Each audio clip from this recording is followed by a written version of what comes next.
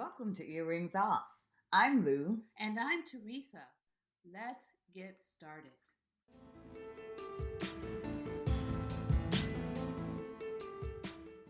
Okay, so today we are going to have to talk about the coronavirus, Teresa. Yes. It's just been everywhere, and I have to say, I mean, everybody that I talk to is nervous and concerned. Yeah, including us. Yeah. I'm nervous. Yeah. I'm concerned. Yeah. Very. Very. So we're not health professionals, but we read the information, we follow the news, and because it's impacting our lives and our nation, we have tried to keep abreast of what's going on. So we're going to share a bit of information with you in the hopes that it helps us to stay healthy. The Washington Post recently reported that the people have tested positive for the coronavirus in 40 countries. And because of how rapidly it's spreading, the odds of containing it seem to be diminishing. I think that's safe to say. Yeah. Yeah. And so I mean, they're talking pandemic now. Oh so. yeah. Mhm. And that's scary. And of course, you and I also are concerned because we're going to be attending our first podcast conference this coming Thursday, and so we'll be flying. And so we want to talk about what we can do to try to stay safe as we travel. The other thing that didn't escape me, though, Lou, is that we're traveling to one of the heaviest tourist I know spots in Florida, Orlando. And it's going to be a lot of people there. International airport. This conference is huge. We're really we're preaching to the choir today. Right. But one thing that I like, I don't know if you saw the email.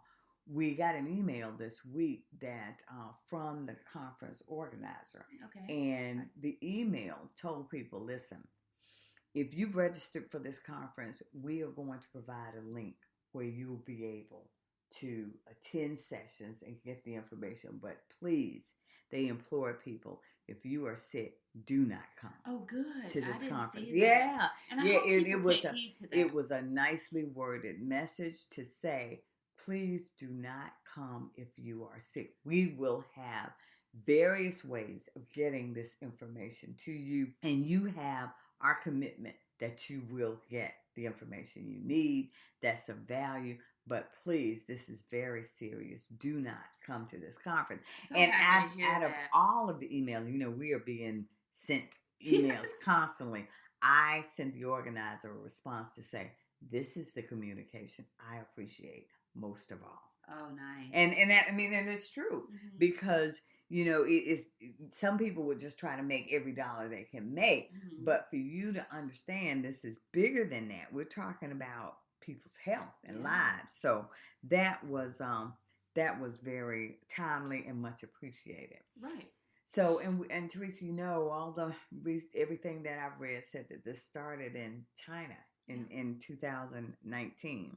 And you're right that it's now saying that we're at pandemic proportions. So that's very, very concerning. And so let's talk a little bit about who's at risk. Yeah. From all that I'm hearing, it's the elderly and the young, kind of like the flu. Mm-hmm. The people who are help me with that word. Susceptible to the flu are the same people that are for this virus, because it's a respiratory illness as far as we know, right? Right. So elderly folks are the ones who are getting the sickest. So we talked about you talked about it being in 40 countries. So Teresa, who's more at risk with the coronavirus? Right. So from all that I'm hearing, it's the elderly and the babies, the young, the little ones, just like the flu, right? So, and it's the elderly, but it's people with a compromised immune system. Those are the ones who are dying, right? Mm-hmm. So the elderly are more at risk, but if you already have a compromised immune system, then you're more likely to die. Oh. So elderly are getting sick, elderly are getting healed. I mean, they're recovering. Okay. But that compromised immune system is detriment can be detrimental. Okay. Okay. All right. Wow. So where we are now is that we know that all of the leading health professionals throughout the world, they are feverishly working to try to create an effective vaccine. And we also know that the US now has documented cases, which what I've read is that they're travel related, although there was one recent case, you're saying two, I think there are two and now. that were not, from what we're reading, travel related Right. So cases. what they're calling that is community spread or something like that. And what the reason this is happening is because it doesn't the it's flu-like symptoms, and it's not as easily detected because it looks like the flu. Mm-hmm. And so it might be the coronavirus, and people Right. think they just have the flu, and they're spreading it amongst themselves that way. Right. And so when we talk about respiratory symptoms, I want us to be clear about that. What I've read is that if you have a cough, a fever, shortness of breath, those are things that you should be paying attention to. Mm-hmm. If you have those symptoms, you need to get to the doctor. You need to get to the doctor. Yeah. And you probably should go ahead and quarantine yourself. Yeah. Yeah. Right? Yeah. It's not as simple. Nowadays, we can't look at it as being as simple as those things, because guess what? We're entering a seasonal allergy. Right, right. And when you just said quarantine yourself, that made me think about, our culture, and this culture that we have of touching and hugging and just being who we are. And we're going to talk about that a little bit later. But when I was in Japan a couple of years ago, I was struck by how many people were walking around with masks on. And it was nothing to see people, commuting, going to work, about their business with these masks on. And I was talking to my husband about that. I said, I have such respect for that, because either they have a compromised system and they're trying to protect themselves. But a lot, when I talk to people in the hotels and restaurants, they said what they're doing though is they may have something and they don't want it to spread. And here in the U.S., that's sort of frowned upon, and it's not something that we do. But we need to get into the habit, like you said, if you know you're sick, quarantine yourself, stay away from people. And if that's not possible, you need to consider wearing a mask when you go out in public, particularly in heavily populated areas. Right. Yeah. So we talked about the symptoms, having a cough, a fever, shortness of breath, difficulty breathing. Those are things to look for. But we also want to talk about what you can do, simple steps you can take to try to stay healthy. The first, of course, that we keep hearing repeatedly is to wash your hands. Yeah. Not like you might usually wash them, folks, but to take a concentrated effort to use soap and water for the length of time that it takes to sing the happy birthday song. Right. And twice. And because you're special to us, I'm telling you, we're going to do it for you. So get some soap and water, and here we go. Happy birthday to you. Happy birthday to you. Happy birthday, dear listener. Happy birthday to you. Happy birthday to you. Happy birthday to you. Happy birthday, dear listener. Happy birthday to you. You're going to sing that twice while you wash your hands. And in that length of time, you should have removed all the germs from your hands. And the other thing about... And I'm telling you, I was, we went to Pennsylvania the last couple of days. And when I would go in places, and I was rushed. I was like, nope, you stay here. You wash your hands. Did you sing out loud? I was singing. I was. Yeah, I did. I don't care. I'm trying to stay alive. Yeah. You know me. You don't care about stuff, right? Right. Anyway, yeah, I certainly was. And actually, people were smiling. When they saw me. Yeah. That's funny. Yeah. So the other thing that we learned recently, you remember what, so about the hand sanitizer, you remember what we recently learned about that?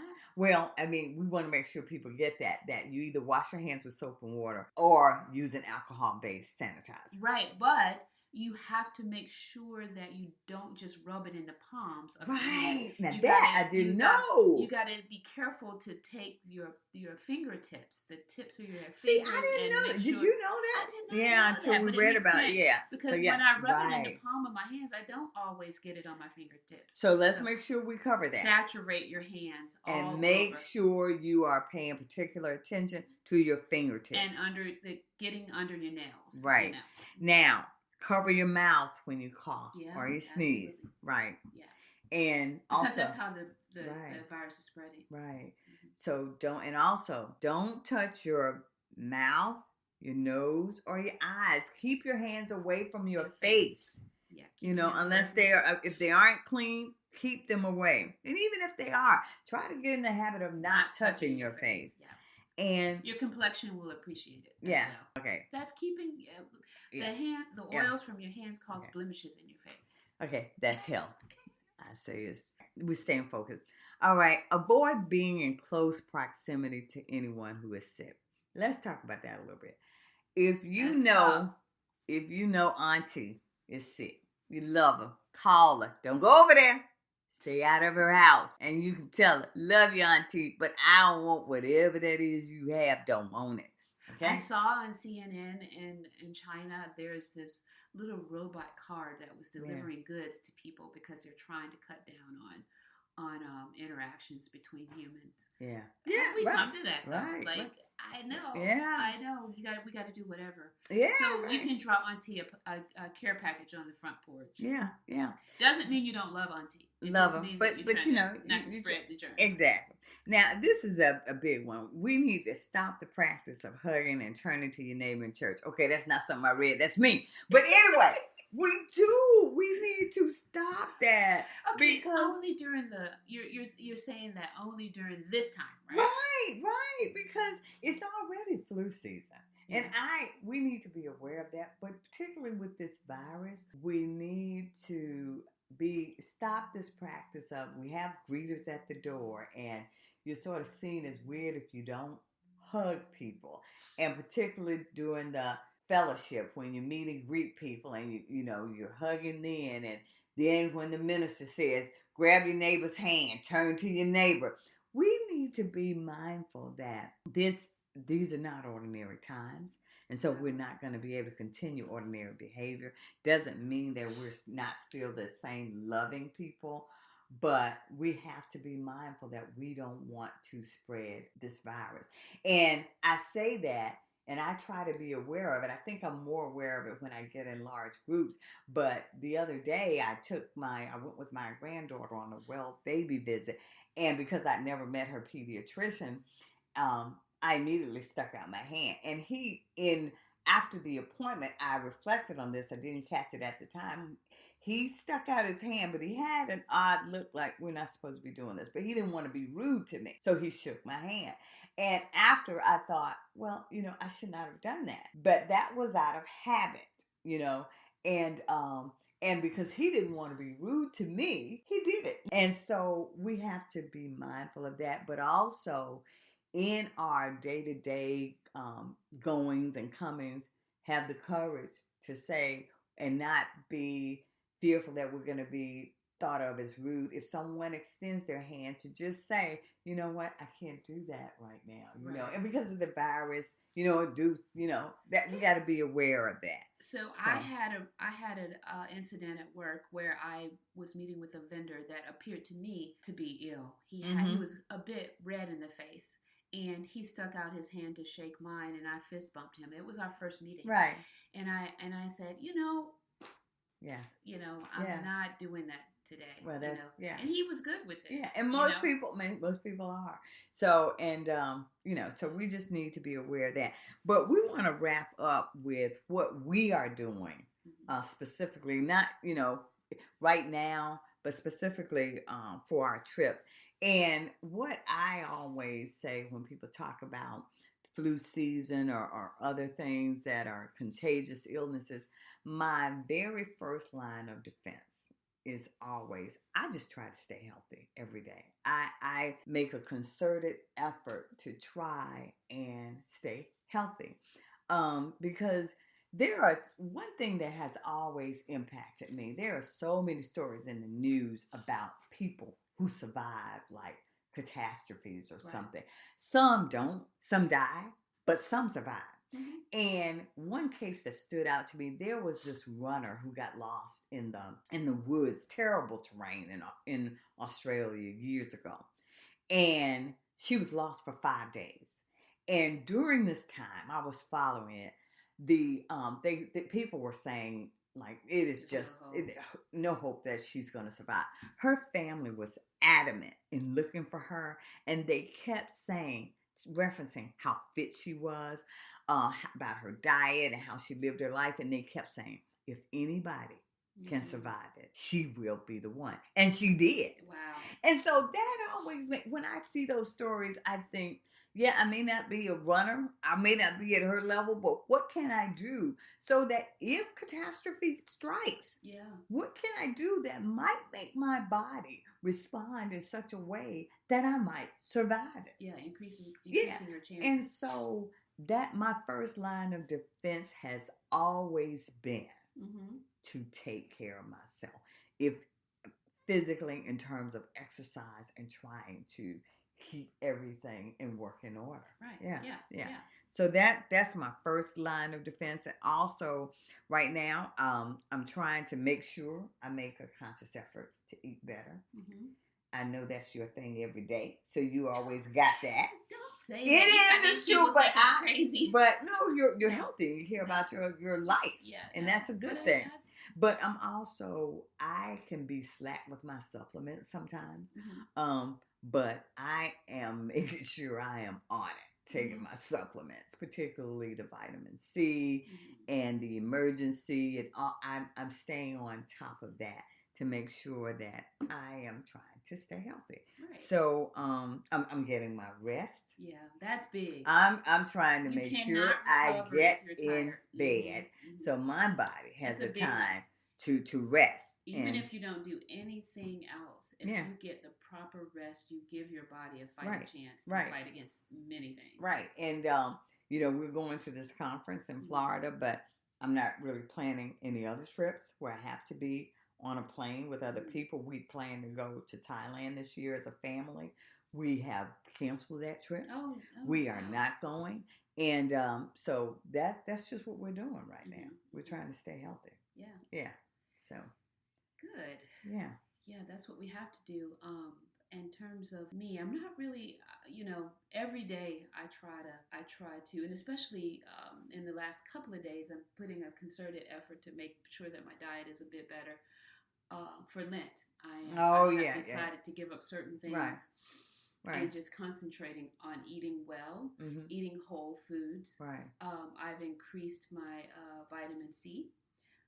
And every day I try to make sure that my balance, I make sure that I get my omegas in, along with, just simple carbohydrate, balancing, trying to make sure that I don't get as many simple carbs as I would before, like sugar or in the food, or even processed, trying to cut out processed sugar altogether.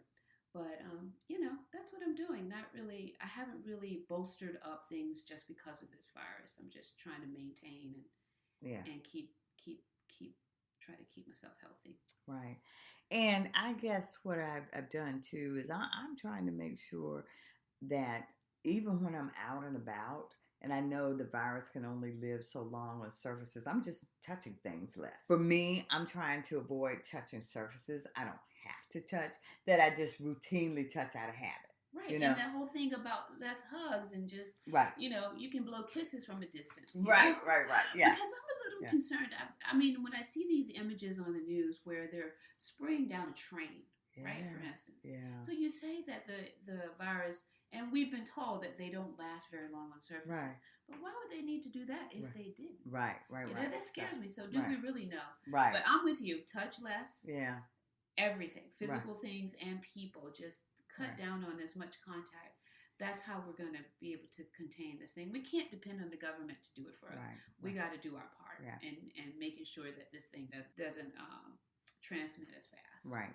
And so we hope that we've offered you some tips, some information. It can be overwhelming, and we're, if nothing else, we wanted to give you the condensed version of what's happening where we are, and to encourage you to just be more mindful, particularly now, to stay healthy. Stay informed, listen to the news, but also do your research and just know what's happening in your community and prepare. This thing is real, and I believe that it's going to be impactful even in the United States. So that means we talked about not spreading, and if you have to stay home, and in fact, the message that we're sending is please stay home if you get sick. Right. And so in doing so, you want to make sure you have supplies in your house. Like if you're on medication, make sure you get your prescriptions filled. Make sure That's you have good. some food Yeah. in your pantry. Yeah. Make sure that get some non-perishable food. Stock Right. up on that for a while until we're Yeah. past this Yeah. scare, That's so good. that you don't have to go out in the Right. public. Right.